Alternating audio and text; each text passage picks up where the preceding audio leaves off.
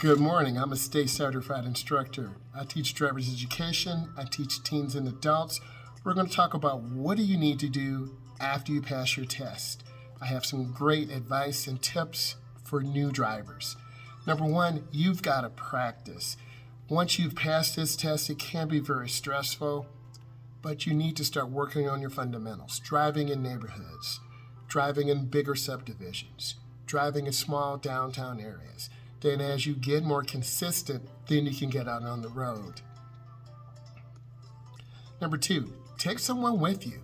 We all need a friend. Friends can offer support, constructive criticism, and you'll have a blast because friends are honest. So once you get comfortable, take someone with you who's going to give you confidence, positive vibes, and they're going to really shine. Consider taking further courses. Pretty soon, I'll be developing some courses to help you prepare for your DMV test, to help you in car. So when you take courses, you are improving your likelihood of being a really safe driver over a long period of time. It takes up to 10 years to truly learn how to become a good driver. And with good practice and experience, you will definitely grow. So take a course. Driving skills. Learn to parallel park. Learn to merge on expressway. Learn to reverse parallel park. It takes work, and your work is just starting. You've been through a segment 1 with me, a segment 2. You have your road test, but now the growth continues. Be a lifelong driver. Drive for life. Work on those skill sets, and then you will be surprised. Let's talk about hand positioning. 9 and 3, 10 and 2, 4 and 6. You don't want to make the steering wheel too small. I see a lot of beginning drivers putting their hands up to the top of the wheel. You make it small, or they put their hands at the bottom. Have balance. Have control. Don't make the wheel too small at the top. Don't make it too small at the bottom. Have your hands 9 and 3 or 10 and 2. Go ahead, put those hands up. 9 and 3, 10 and 2, 4 and 6. You don't want to palm the wheel either because you can lose control. And no underhand throwing of the steering wheel. You will definitely lose control. Adjust your mirrors and seat before you start. I'm a state certified instructor. When you get into the car, you want to frame the rear window in the mirror, so you want to look up and see. And your side mirrors. Adjust your side mirrors so you can simply look, just like I'm looking. So you can see in the middle, to the left, and to the right. Frame that rear window in your mirror, and that will definitely help you and make you feel more comfortable. Always use your indicator light. That's your blinker. Up is for a right, flip it up. Down is for a left. A lot of times we're nervous, we forget, we get overwhelmed. Take your time. Take a breath back. When you get into your vehicle, get comfortable. Know where all your controls are. Remember, up is for a right, down is for a left. You'll hear the sound of the blinker also. And when you make a lane change, you do have to cancel the blinker. If you're making a complete right or left turn, the blinker will go off after you turn the steering wheel out, hand over hand.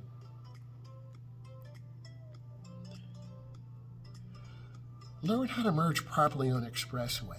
In level 1, where I teach students, we go on 4 to 6 times. But you need practice. You need to practice in the morning when there's not a lot of traffic. You need to practice during rush hour when there's a lot of traffic. You need to pick a spot and accelerate through that gap. Get up to speed quickly. Don't hesitate because we don't want to be cut off by a big truck. Merging does take practice. I've been there before. We usually go on around drive 5. Every state or province has different requirements for driving. Practice parking. Practice reverse parallel parking. You want to line your vehicle up. You want to reverse back. Turn that wheel hand over hand to the right. Get that rear of the car in. And then turn your wheels back the other way. Your car should be about 12 inches or less. I wear size 14. I open the door. I drop my foot out. I take a look. Practice those fundamentals. Practice three-point turnarounds. Practice reverse garage parking. Learn those fundamentals so you can back in your driveway and then you can pull out in the morning. Don't speed. Be consistent. Learn proper fundamentals about speed control. I call it good speed, have a lot of space, and a smile. Good speed, good space, and a smile. That is so important that you have balance. Don't overspeed. Learn it correctly from the early years of your driving career, and then you will be consistent throughout your driving career. You will have less tickets, better insurance, and you'll arrive safely to your destination. Drive according to the conditions. Many states have something called the basic speed law. If it's snowing or raining, you must drive at a speed that is safe and reasonable for the conditions on the road. If it's raining, you've got to reduce speed because you're 4 times more likely to have a crash. In heavy traffic, reduce your speed. Someone can cut you off, someone can tailgate you. Drive with room. Drive safely. Drive under control. Spot dangers ahead. This takes practice. If you're driving in a school zone, quick, what are the dangers? Kids running across the street. Mom and dad picking up little Johnny or Susie. Downtown traffic, quick, what are the dangers? Pedestrians walking across the street. People running lights. Ambulances, police cars. You as a driver need to spot those dangers ahead. And that's part of my job, is to give you that insight and to help you analyze those dangers. And the situation will dictate how you drive. Drive on the right. Pass on the left. In the United States, we drive on the right side of the road. You want to have your car centered between the lanes. On the right is a white line called the edge line. That is for when it's foggy. That is for when people are driving past. Keep your car balanced. You have a broken yellow line on the left. Have your car balanced. And beginning drivers tend to drift toward the right. Driving attitude, so important. You don't want to develop aggressive driving habits or road rage. You want to learn to drive in balance. Have some chilled music on. Be peaceful. Don't rush. Fill up your car at night with gasoline. Don't drive when you're upset or hungry. Have a positive driving attitude and you will have years of success. Trust me, I've been here before. Drive defensively. Expect someone to cut you off. Expect a pothole. Expect a kid to run out. If you're not driving defensively, you're living in a dream world. You need to be that defensive driver. You need to look around and expect the unexpected. Don't assume other road users are good drivers because they're not. Expect them not to use blinkers. Expect them to be distracted. You need to keep space. I call it speed, space, and a smile. Keep speed, space, and smile. Don't use your horn in anger. We've all been cut off. It's 2 simple taps, not a long da-da-da. 2 simple taps to let someone know, hey, you're in my lane, you're in my blind spot, you're backing into me. Keep it chilled. Use that horn sparingly. Deal with aggressive drivers the right way. Give them space. Don't get caught up in that aggressive road rage attitude. It will consume you and make you the person you don't want to be. Angry, mad, tailgating them, cutting them off, wanting to seek revenge. We are better than that. Be better than drivers who have aggressive attitudes.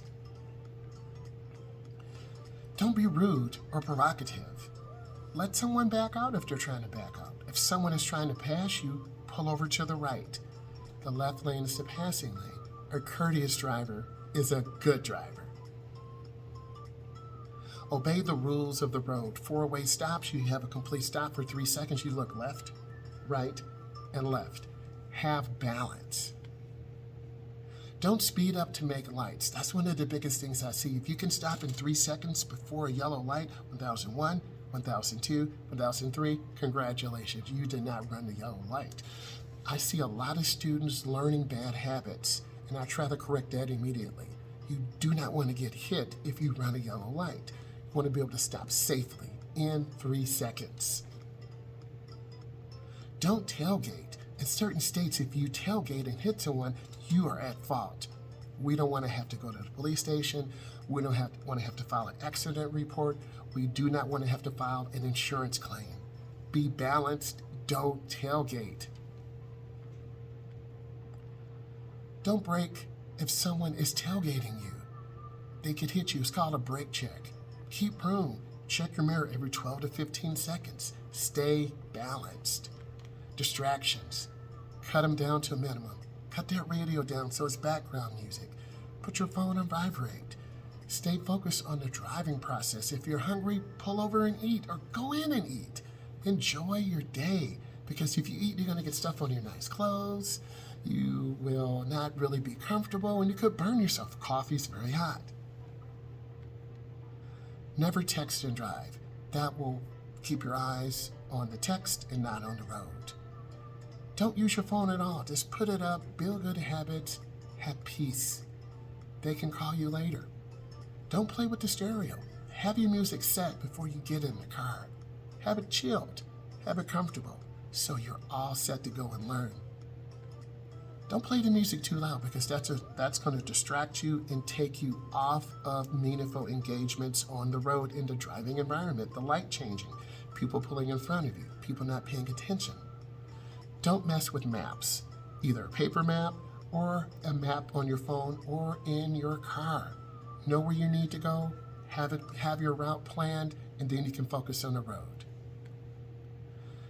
In general, have good driving tips. Have good driving habits. If this brought you value today, subscribe to my channel. I'm a state certified instructor. I teach teens and adults, and hopefully this was helpful to you. I want to say thank you. Bye-bye.